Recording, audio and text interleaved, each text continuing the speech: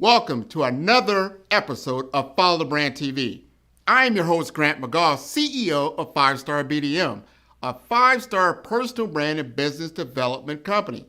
I want to take you on a journey through another deep dive into the world of personal branding and business development using compelling personal stories, business conversations, and tips to improve your brand. By listening to the Follow the Brand TV series, you will differentiate yourself from the competition and build trust with prospective clients and employers. You never get a second chance to make a first impression. Make it one that will set you apart, build confidence, and reflect who you are. Building your 5-star personal brand is a great way to improve your skills and knowledge. If you have any questions for me or any of my guests, please email me at grant.mcgaugh@5starbdm.com. Now, let's begin with our next episode on the Follow the Brand TV.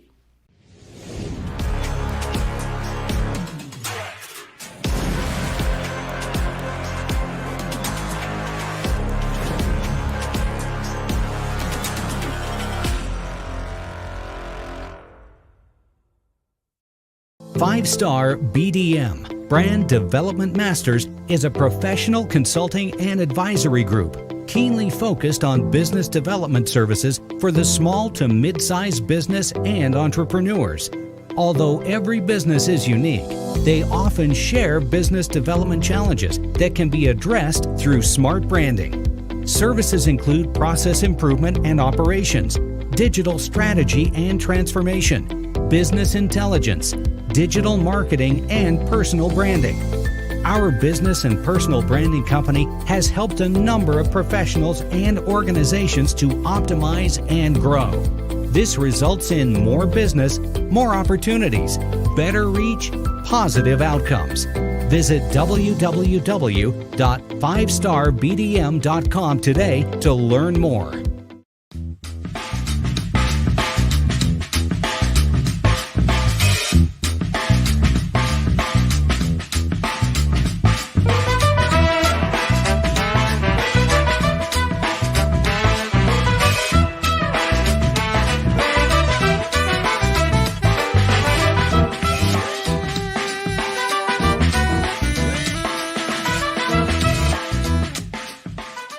There's a shortage of skilled professionals out there for sure. And it's a persistent shortage. And it's being driven by those two things that you just talked about. Baby boomers, most importantly, they are creating a vacuum of knowledge in these specific skilled areas that we just can't keep up with.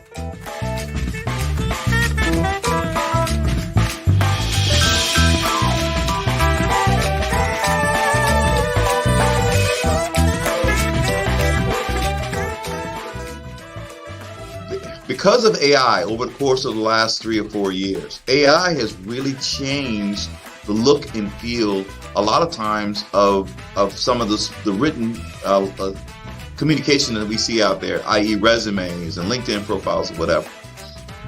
The one thing that I would caution people about or give them advice about is avoid word salad, avoid resumes that look like word salad, because I'll tell you what's going to happen is a guy like myself that's done this for a long time is going to look at this resume and say, hey, look, this resume was AI generated. I'm not interested. I mean, they weren't intentional enough to write a real resume to let me know exactly what it is they did. I want to know who you are. I want to know what you did. And I want to know what separates you from the 20 million other people that you mentioned.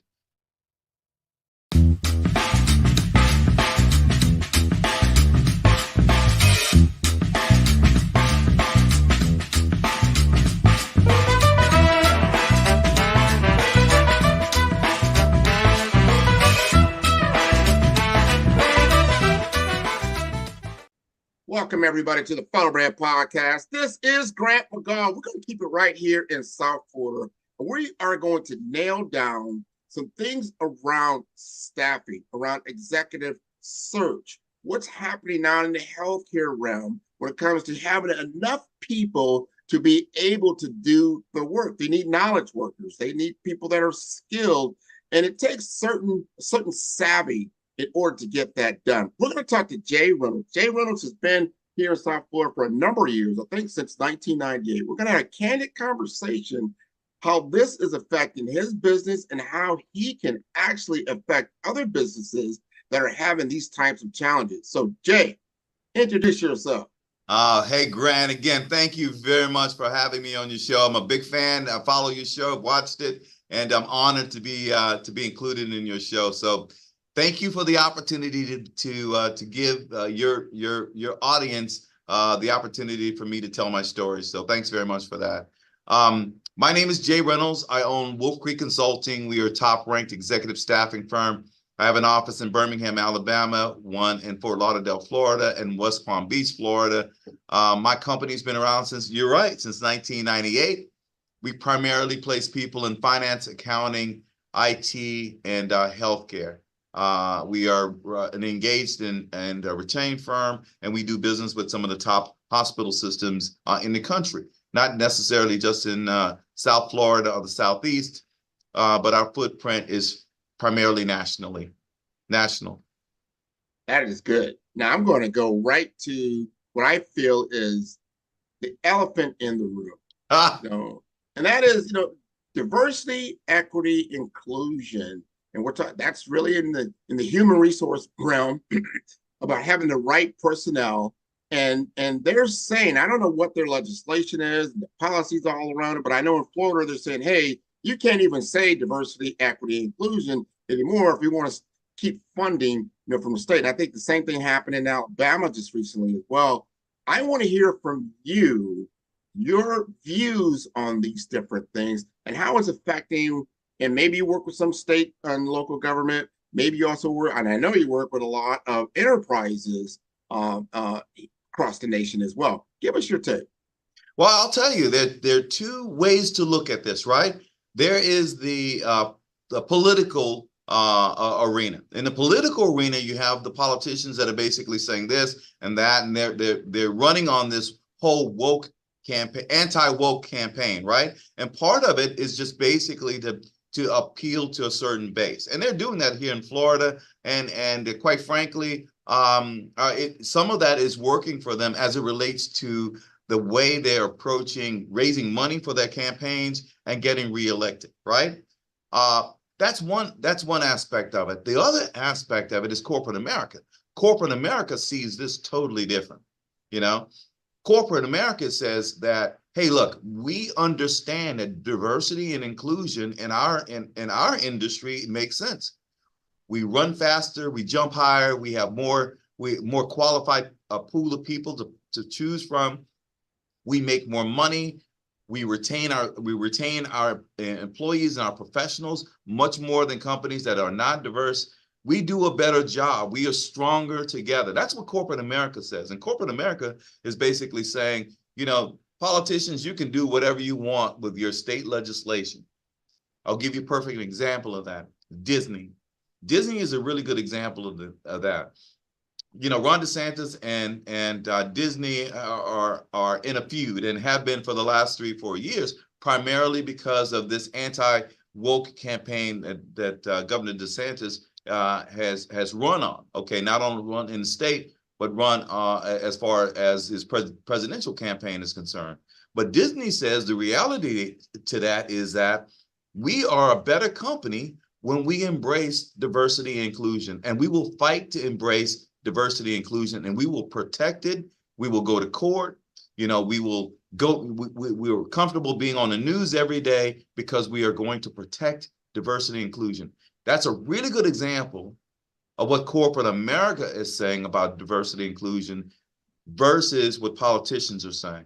So, yeah, we have got to be intentional. We have got to continue to tell this story, and we've got to be intentional as far as the process of recruiting and retaining employees in corporate America, because they certainly see that as important. I believe that things travel in cycles, and I believe that at some point in time, politicians are going to get tired of conventions being canceled and pocketbooks being impacted by not embracing diversity and inclusion. And that's what's happening in Florida right now. That's so important. And you can't just take a whole group of people and put them to the side.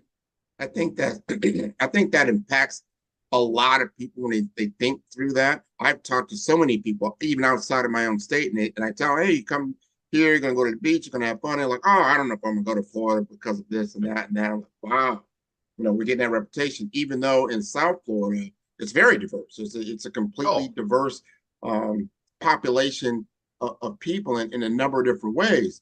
But let's talk about the biggest problem now, like in healthcare and some of these other areas, these other industries like information technology. You talked about finance. Is the fact that there's staffing shortages. We don't have enough people to do the work, or we don't have enough qualified people to do the work. You've got the great resignation that's happening. You've had a lot of baby boomers leaving the workforce in droves because they can. They're at that point. They've done their job, but have they handed down the knowledge? So there's a vacuum of knowledge or lack of knowledge that's happening in the workforce. How is Wolf Creek Consulting handling this particular dilemma? I got to tell you, I could not have laid that out any better than you just did. I mean, there's a shortage of skilled professionals out there for sure. And it's a persistent shortage. And it's being driven by those two things that you just talked about. Baby boomers, most importantly, they are creating a vacuum of knowledge in these specific skilled areas that we just can't keep up with, right? We can't keep up with them. And also, as it relates to the other thing that you mentioned is that the great resignation, where these, even the millennials or the Gen Xers are saying, hey, look, I'm going to go out and do my own thing. Whereas they would have worked in a corporate environment and gone up through the ladder as it relates to those organizations. They're not doing that anymore. They're starting their own businesses, they're creating their own businesses, and they're doing other things. So not only is there a shortage of these skilled professionals, which is really persistent, these people are becoming in higher demand. Why are they in higher demand? Purely because of the change of technology, the pace of healthcare technology changing, the availability of more different medicines, the aging population, right? So we need more people to take care of our aging population, and people are living longer. Before, 20 years ago, somebody was living to 65, 70 years old. That was a long time. Now people are living to 80, 90, 100 years old on a routine basis. That's because of medicines. That's because of treatments. That's because of the fact that there are just more opportunities for folks to live live better lives, right? What comes along with that is a demand for the demand for the staff to be able to make that happen. And quite frankly, I don't see that going away anytime soon. You asked the question, how are we doing? How are we doing that? We are a traditional staffing firm, meaning that companies bring us in to find specific people with specific skill sets. We're recruiters, we're headhunters, which means that a company tells me, hey, look, Jay, I'm looking for a chief nursing officer with 10 years experience that has done XYZ. My job is to go out and find that person. And that's exactly what I do. We go out and find people that are passive job seekers or people that are actually looking for positions. We vet them, we bring them into the conversation, and our clients have the opportunity to be able to make a decision about hiring that person or not. It alleviates the pain for them of posting ads, getting 100 resumes of people that don't fit the job in any way, shape, or form. But we narrow that down to 4 or 5 candidates of people that absolutely can do the job, and the company can determine whether or not it fits their culture. It's very competitive. It's a very competitive marketplace.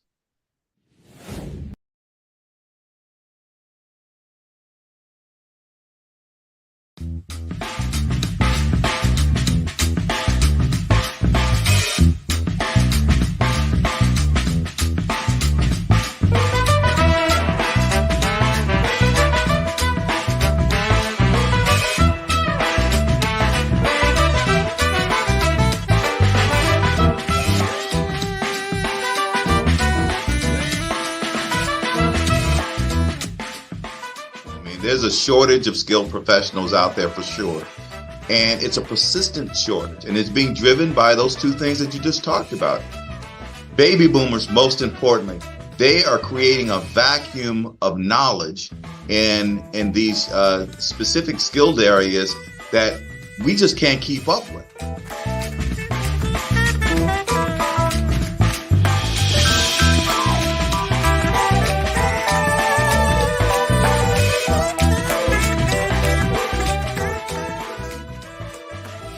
Because of AI, over the course of the last 3 or 4 years, AI has really changed the look and feel a lot of times of some of the written communication that we see out there, i.e. resumes and LinkedIn profiles or whatever.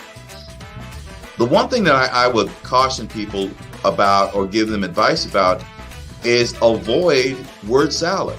You know, avoid resumes that look like word salad, because I'll tell you what's going to happen is a guy like myself that's done this for a long time is going to look at this resume and say, hey, look, this resume was AI generated. I'm not interested. I mean, they weren't intentional enough to write a real resume to let me know exactly what it is they did. I want to know who you are. I want to know what you did. And I want to know what separates you from the 20 million other people that you mentioned.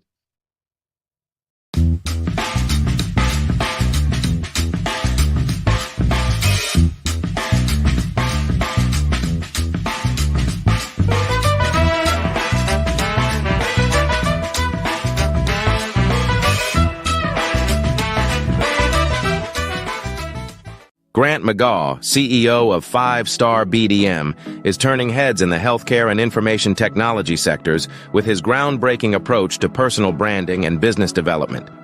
By challenging conventional strategies, he's setting a new standard for how executives present themselves and their businesses to the world. McGaw's expertise isn't just about standing out. It's about strategic guidance, generating leads, and building networks that propel executives beyond their competition. His focus on authenticity allows leaders to leverage their unique stories, driving exponential growth and success in their industries. Beyond branding, McGaw is a fervent advocate for diversity, equity, and inclusion in the workplace. He's committed to helping organizations cultivate environments where innovation and collaboration thrive through inclusive cultures. And for those eager to dive deeper, McGaw hosts the Follow the Brand podcast.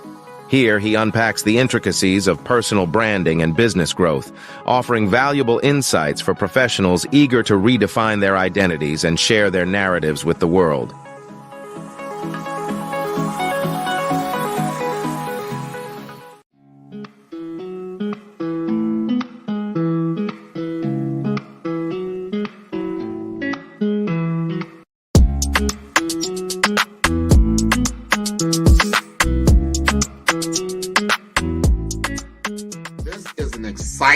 Exciting time to be in digital marketing with the advent, the explosion of generative AI chatbots. They're better known as ChatGPT. There's Bard, there's Claude, there's all kinds of this new one came out called Gemini. There's so many different tools that really what it comes down to is that it's made my business more precise.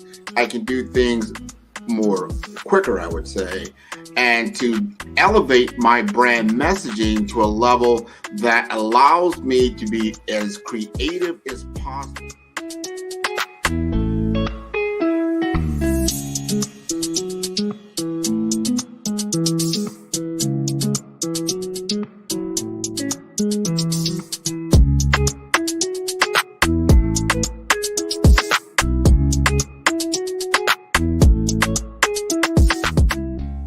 Digital market economy is taking the world by storm, probably over the last decade or so, but is really escalating now in the advent of AI because it is a game changer for a lot of businesses. It's not just all the big boys that can play in this space because of cloud computing, because of mobile computing, and now you have these tools at your disposal. You've got a laptop, you've got a computer, you can now digitize yourself to a level and get your message out there, and that equates to business.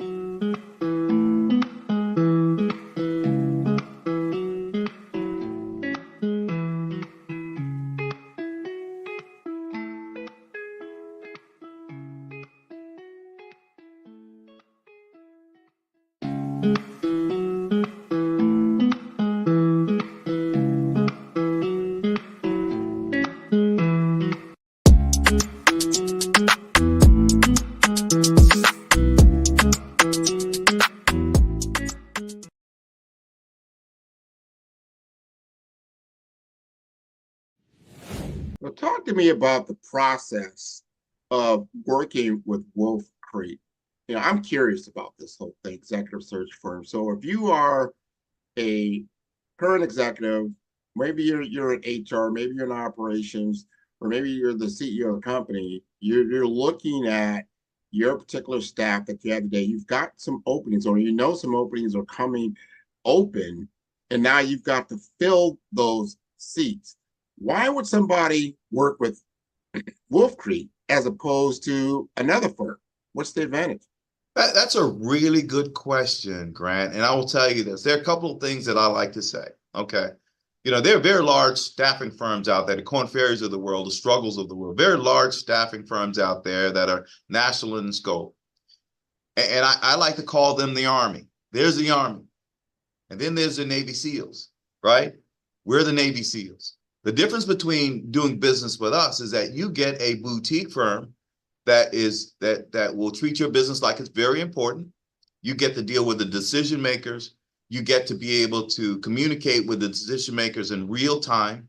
And that's, quite frankly, not something that you're going to always get with a very, very large staffing firm. We're definitely a boutique, and we're definitely the Navy SEALs versus the Army. And you get that kind of attention.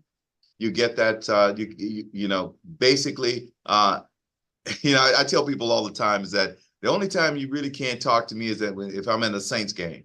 If I'm at a New Orleans Saints game, probably not call me because it's not a good time. But other than that, 24/7, you can call the president of Wolf Creek Consulting and you can talk to them if you have an issue or concern. That is the difference between my company and some of the largest staffing firms out there.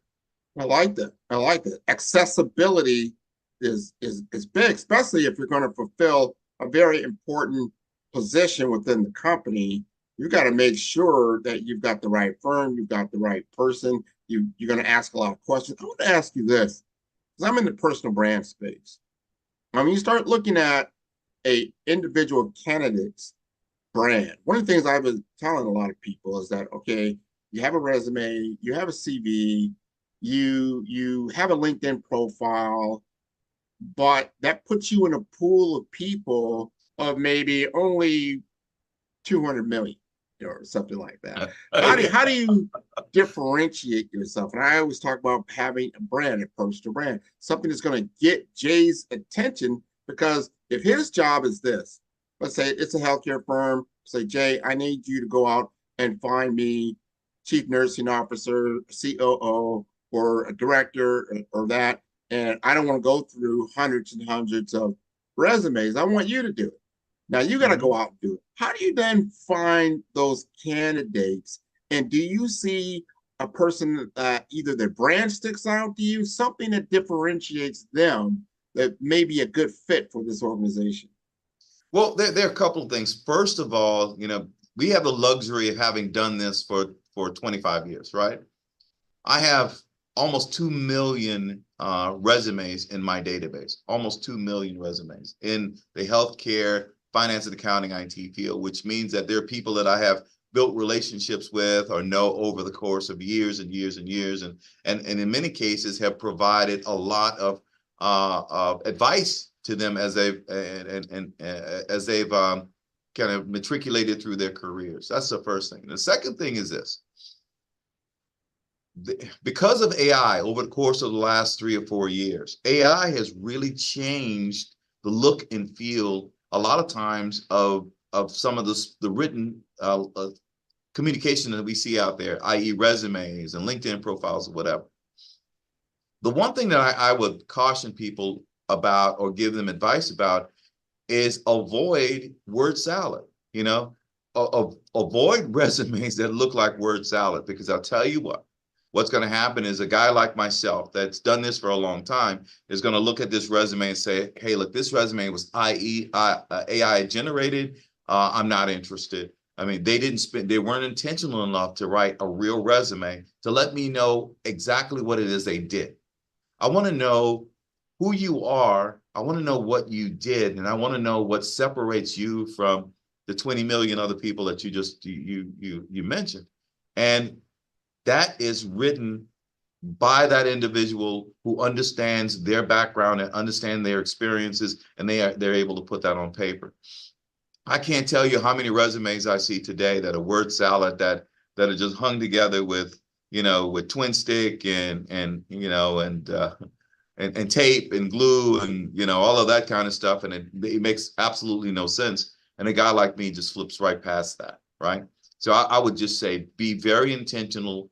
Take the time to write the resume to really articulate who you are and what you've done.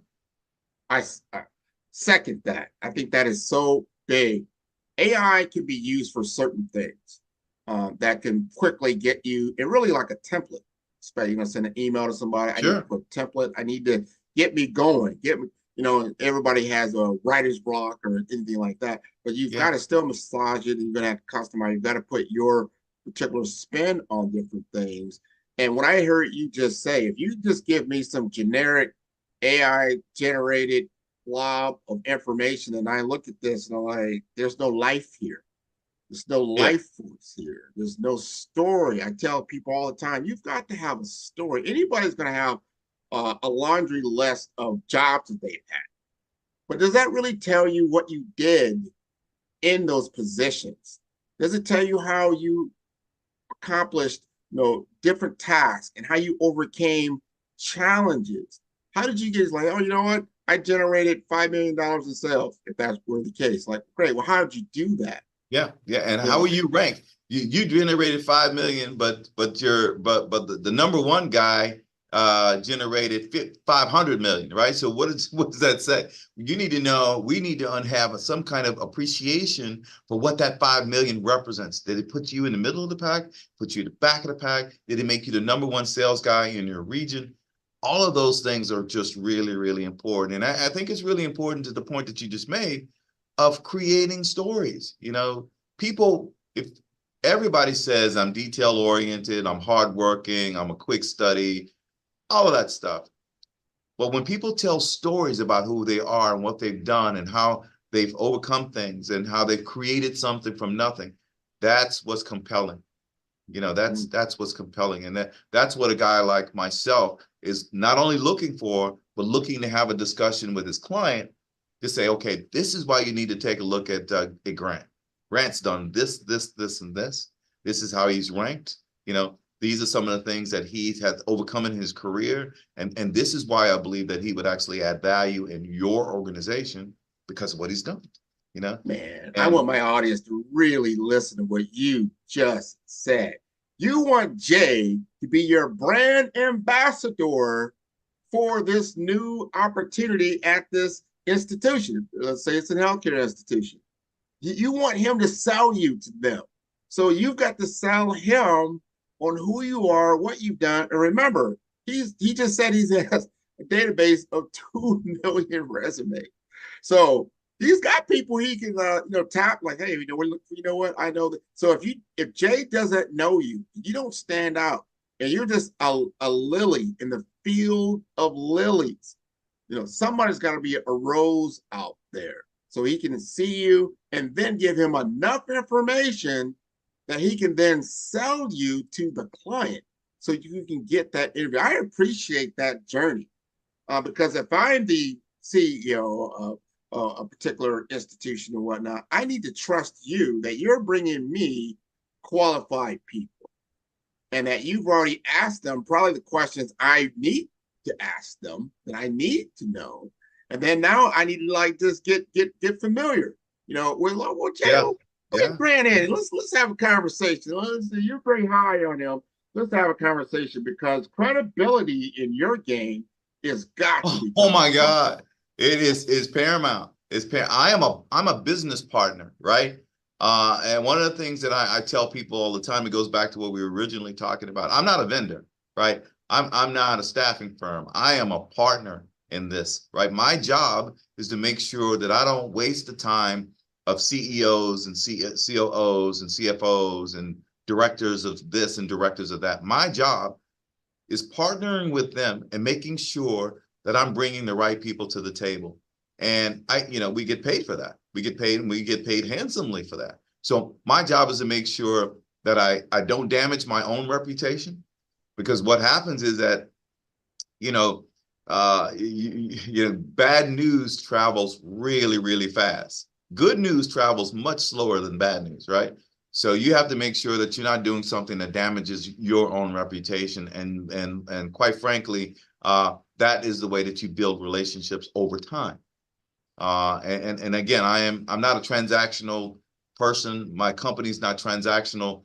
We're into building partnerships, and the way you do that is by adding value and making sure that um, that you do what you say you're going to do. And what you said you're going to do is that I'm going to bring you a palette of candidates that meet your qualifications, that I have vetted, that they are who they say they are, they have the degree that they say they are, they're not axe murderers, you know.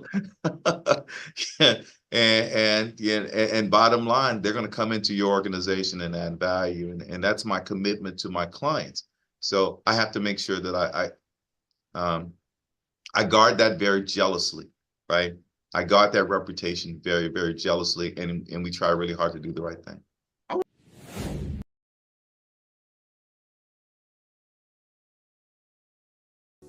Follow the Brand TV broadcast host, Grant McGaw, as he visits with top executives and entrepreneurs to find out their secrets of success with their personal brand.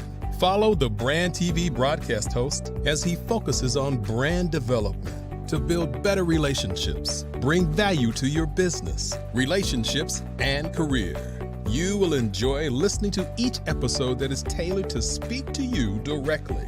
If you're looking for this type of clarity in terms of building your brand, you have tuned into the right station. Each episode will help you to shape a conversation in the 5-Star BDM network of 20,000 professionals and become a springboard for your corporate engagement and business opportunities. Each guest will frame their story in the areas of personal branding, business development, career development, financial empowerment, and technology innovation. Grant McGaw explains why he is the CEO and owner of his own professional career. Grant is an accomplished business leader and entrepreneur who wants to give back to individuals to grow their personal brand strategy. Tune in as he weaves his story about new possibilities, while to you exceed expectations. If you love storytelling, this show will make for fun. Ready to elevate your brand and make a lasting impact? Dive into the world of the Follow brand where insights meet action. Shop now at our e-commerce store for exclusive merchandise that speaks to you. Transform, engage, and soar with 5-Star BDM.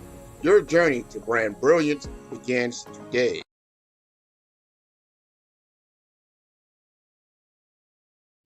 I want to ask you, Jay, and I'm sure you've got stories around this, that you were in an executive search, you found the right candidate, they got hired, and then now they became your client.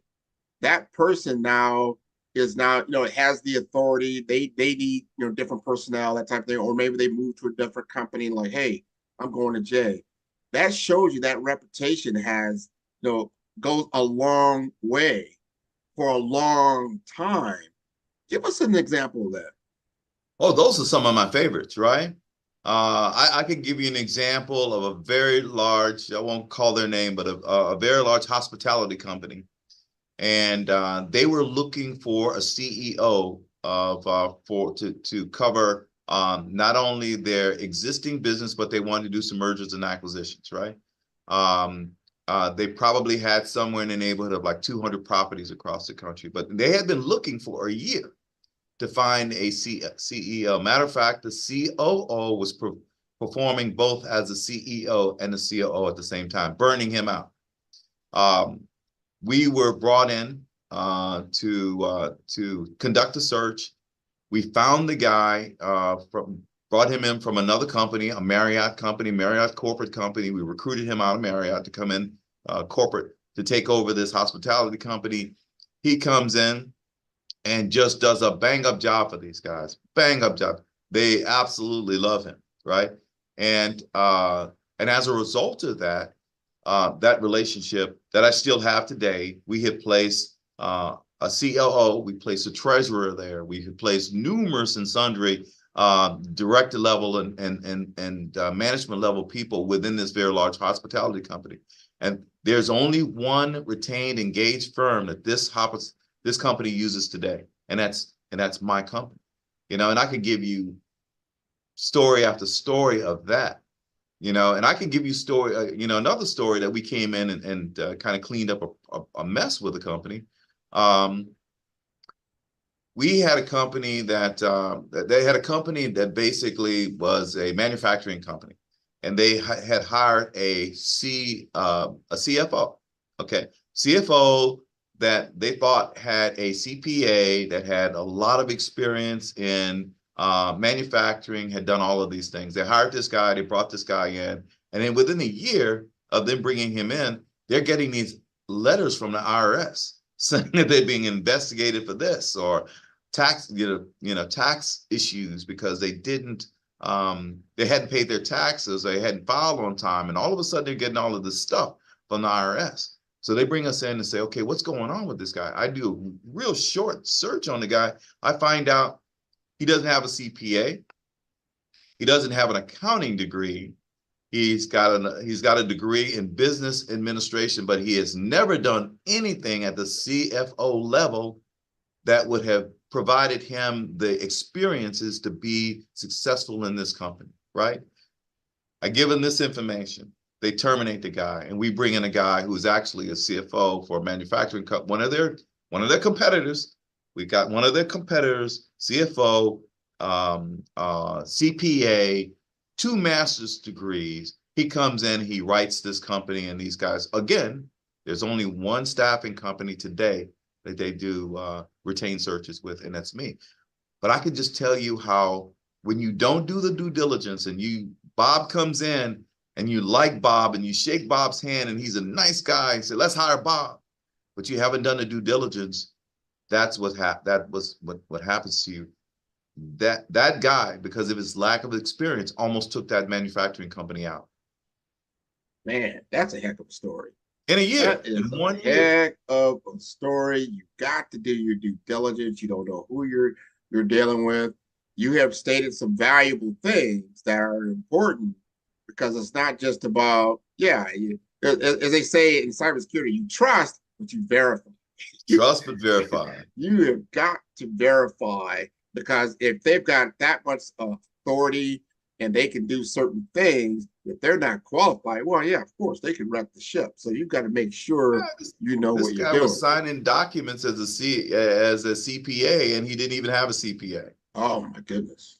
It was just a bad thing. But bottom line is that within a week, we found out who the guy really was. They brought us in and say, okay, Jay, something's not right. Can you look into this? We looked into it, and within a week, we found out the guy not only didn't have a CPA, but he didn't even have a degree in accounting. So you have to be very careful, to the point you made. I'm going to switch the conversation a little bit. I want you to talk to our younger professionals, these early careerists. They've gotten out of school, they've gotten their certifications, they've got their diploma, they're on this track now. They're just not getting on this track, but they have goals. And the goal is to someday be a senior level executive, to be a C-suite executive. What advice would you give to them to make sure that they're doing those things? Because you alluded to certain things earlier around, you've got to have a track record. You've got to have a verifiable track record. You've got to be able to state how you've been impactful. Help us understand what these younger professionals need to start doing now so they can achieve those goals. Well, one of them is to be very intentional. And I tell that to not only, the kids that I talk to, people that come here that I'm interviewing or whatever, but I give the same advice to my kids as they're going through these corporate jobs. You have to be very intentional. You have to have an idea about what it is you want to be when you grow up. You have to build yourself a personal business plan.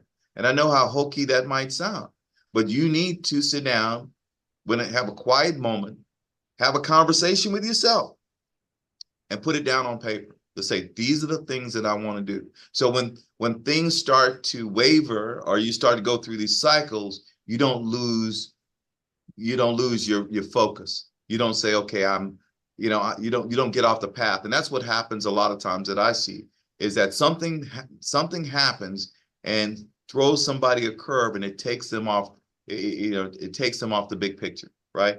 That's the thing that one of the things that I would say.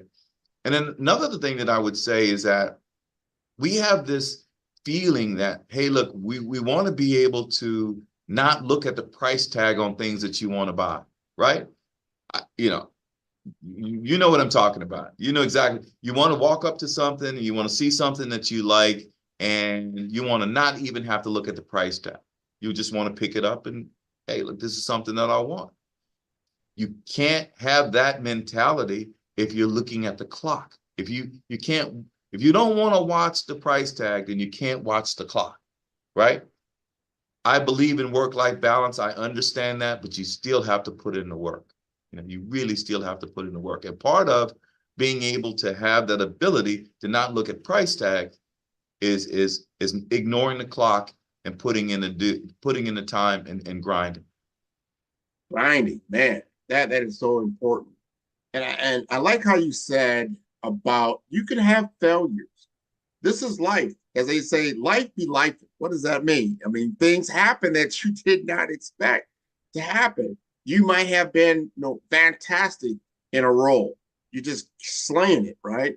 And then you get into another role and it just slows you all the way down, or you don't have the right fit, or it's not the right culture. You're not The meeting mentor the is gone. goals. Yeah. Mentors, and I was going to go right to that. So somebody has got to, this is another thing, somebody has got to believe in you, take a chance on you, because you may have, like, you know what, I don't have the numbers. I don't have the educational attainment. I don't have this, or I don't have that. I'm not the pedigree, so to speak. However, as a lot of people have known, you can take someone who's just raw talented. They have the passion. They have the moxie. They have the go. You are a business owner. I'm a business owner. You're a CEO. You have to vet everybody that comes in. And I'm sure you've seen this. Like, guy comes in, he looks fantastic. Oh man, he's got the right car, he's got the right look, he's got the right suit. Look at his resume, it's clean, and he just seems super perfect. And this other guy walks in, and he's just not as good. He does not appear as well. However, he starts to show you the passion and the abilities and the know-how and the moxie of what it takes to actually be successful in this business. Talk to us about that. Man, I always say the guy that you described is a guy with a lot of potential, right? Potential. Yeah. He's got potential. He's tall. He's good handshake, good, nice smile, can drive a golf ball a mile. You play golf with him. He's a great golfer, all of that. That just means he's got potential. It means he hadn't done anything yet, from my perspective, right? I would take a grinder every time. I would take a kid that has a chip on his shoulder, that has not had the opportunity, that is looking for the opportunity, that understands that sometimes bad things happen to good people, and is able to get up, dust himself off, and start over again, right? I see it all the time. I see the kid with potential, the kid with the pedigree, and then I've seen the junkyard dogs, right? Yeah. Give me the junkyard dog every time. And perhaps because it's me. I am a patchwork quilt of a bunch of little teeny pieces that a bunch of people put together, right? That's who I am. And a whole lot of people poured into me and invested into me to make me who I am. And my job, or my obligation, not only as a business owner, but as a person in this community, is to do the same thing. I need to pour into that junkyard dog, that Jay Reynolds that's trying to find his way, right? To mentor that person, to give him opportunities, to pick him up and dust him off when he needs that, or to kick him in his butt when he or she needs that. That's what we need to do, and that's what we need to do as a. I don't mean to make this a black thing, but as black professionals, that's what we need to do in order for us to build our communities, and build legacy business. I truly believe that, and I've seen the good golfers, but I've seen the junkyard dogs, and I will tell you this: most of the people in my office are junkyard dogs.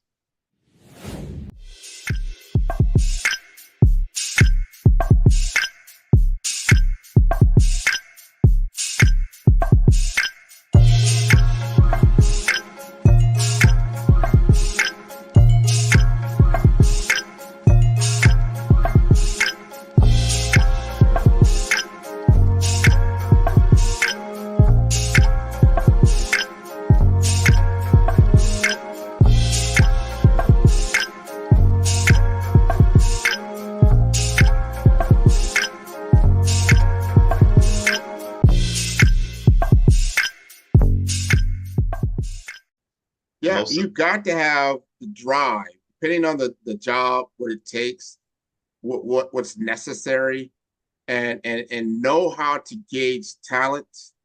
And I know in your business that you've seen a lot of talent that's come through your doors that you recommend to certain individuals. You need to understand the cultural fit that they're looking for. What does it take to really be successful? Because at the end of the day, it's your reputation. That is your brand.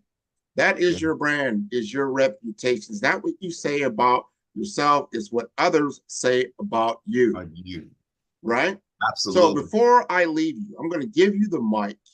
I want you to give us just whatever we have not talked about, and I don't want to leave anything on the table. We know you're a Saints fan. Anybody who's a Saints fan understands. We understand diversity. Adversity. Adversity. We understand adversity. Exactly. And yet you still go to the game. So something keeps like, I believe. I still believe. Hey man, and that means if I got to get on a plane and go see the Saints play, I'm gonna get on a plane and go see the Saints play. That's the way that works. Win, lose, or draw, it doesn't matter, And the thing that I would say is that I got 2 points that I want to make. One point is to entrepreneurs, guys that are out there building their businesses today, right? I've done this for a long time, and I have gone through the ebb and flow. I went through 2008 recession. I went through COVID-19 and the recessions associated with COVID-19, and we got through them both, right? We got through them both, and we gained traction coming out of both of those, meaning that I was stronger than I was, stronger coming out of both those two events than I was going into them. And maybe just an attitude, not necessarily in dollars right away, but definitely an attitude and experience. What I would say to people is this: you're going to look at a lot of successful people out there and think that they haven't gone through anything. That's not the case. They've gone through some stuff, right? They've gone through some stuff, and they had maybe even doggone near filed for bankruptcy or something, or had to sell something or whatever. You don't know what they've done in order to protect and grow their business. But I promise you this, that most small businesses out there have gone through some stuff.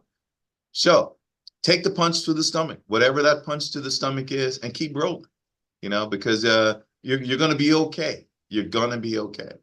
The next point that is to entrepreneurs that are building their businesses that are trying to say, hey, look, am I making the right decision? Because I've been there and done that. The other thing the point that I would make is to millennials that want to build their own business as well. But I want to take a slightly different approach to that. Everything that I learned that I was able to pour into my business in the very beginning came from the stuff that I learned in corporate America. Do some time in corporate America. Understand what a P&L statement is. Understand what a balance sheet is. Understand how to build a business plan. Understand how to conduct yourself and to sell your point of view in a corporate boardroom or a meeting room or something like that.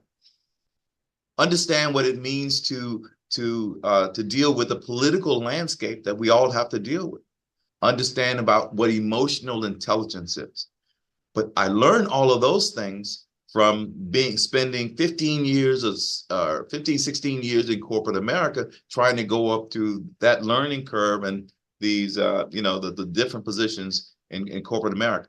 So what at the end of that 15, 16 years, I'm not saying you have to stay 15, 16 years. That's a long time. And I'm a dinosaur. We did that back then. You don't have to, but spend some time to learn some stuff that you can pour into your business and build a business that's built on solid foundation versus a business that's built on sand.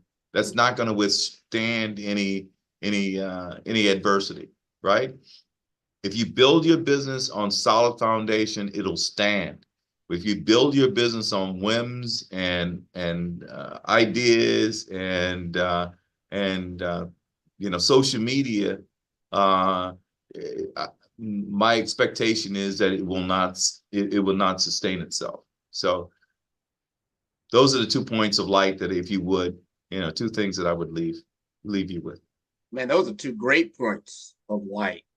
That the adversity piece, and I've seen that myself when people are going on this entrepreneurial journey and thinking it's a get rich quick type of thing, and it is something that you're going to have to pour into. Even if you did get money real quick, can you maintain it? Right. Can you don't spend it all. God knows, don't spend it all. No, well, you can see a lot of athletes and whatnot. When you're a 20-year-old, I appreciate some of these athletes and being able to hold on to money, because I can't imagine if I'm 24 years old, somebody gives me millions of dollars, that I'm supposed to just be, very disciplined about and be responsible. That's not it's not that easy. I remember Shaq talking about he spent $1 million in one day, and that type of thing. But he had to look at his own stuff, all right, I need to take this back. Now, he's a world-class athlete. Not everybody's a world-class entrepreneur. And what you can afford to do, you're going to have to take risks. You're going to have to really think through things. You brought up some other good points about having the right mentors. Someone told me this, and I still, to this day, and I want to say it on this show right now, it's so important, that you are in position to be a mentor to the person you were 10 years ago, Whew. 5 years ago. And you need someone who's like, you know what, if I'm starting on this journey, if I was opening an executive search firm, I would be seeking out a Jay Reynolds. Say, Jay, just need to pick your brain. This is what I'm doing this 6 months, a year. I'm scrambling. I'm a hunter. I'm grinding. But I know you've been in this business 20 some odd years. You got so I'd be like, Jay, help me. Just give me a half hour, give me an hour of information that you look, you need to know how to do this, this, and this. And when you've done this, this, and this, call me back. Call me back. Yeah, that's it. Hey, you took the words right out of my mouth. There are people that I try to invest in, and they come to me and say, XYZ. I said, well, look, these are the things. You do this, this, and this. Then come back and talk to me some more, but hey, don't come back unless you've done this, this, and this, because I know that you need these things done in order to be successful, right? And hey, man, I've done this for a long time, and I'm still seeking out mentors. Bill Picard, man. Anytime Bill Picard is around, I want to talk to Bill Picard. Anytime he's around, it's like, oh my goodness, man, Bill.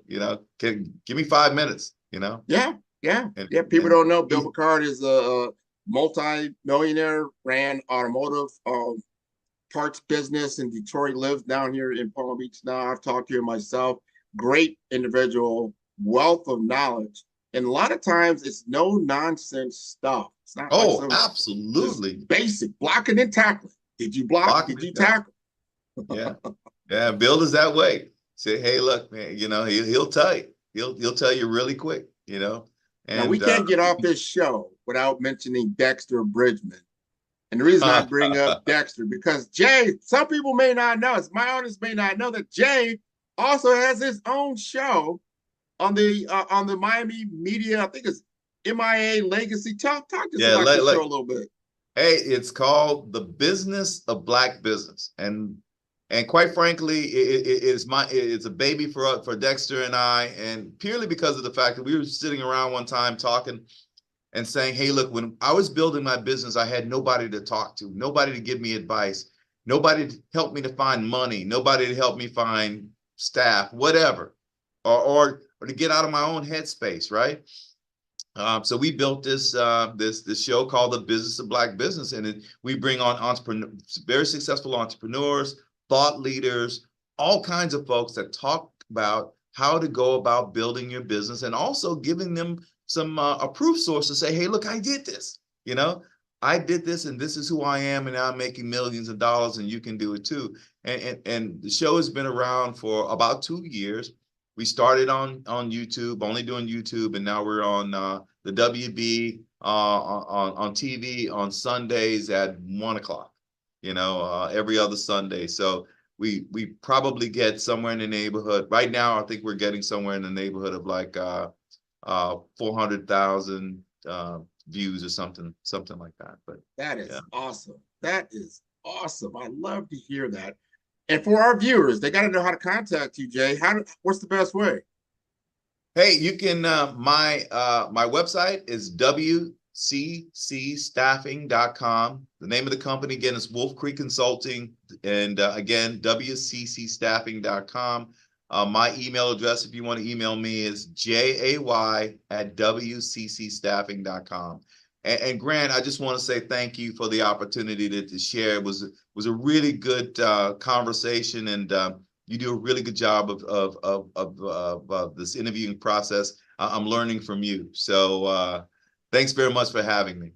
No, pleasure is all mine. I've been on Jay's show, and it was fantastic about a month or so ago. And I thank you for being on your show as well. And I encourage your entire audience to tune in to all of Follow the Brand. You can tune in at www.5starbdm. That's number 5-star, B for brand, D for development, infomasters.com. This has been wonderful, and I will see you on the golf course, my man.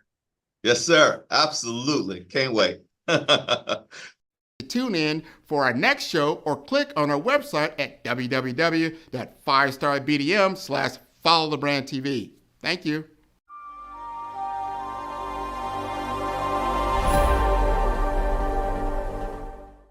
Ready to build a 5-star brand that stands out and captivates? Discover the art of crafting a strong and memorable brand identity. From choosing the right colors to making your brand unforgettable on social media, we guide you every step of the way. Learn how to design a brand that resonates deeply with your audience, ensuring they not only remember but love your brand.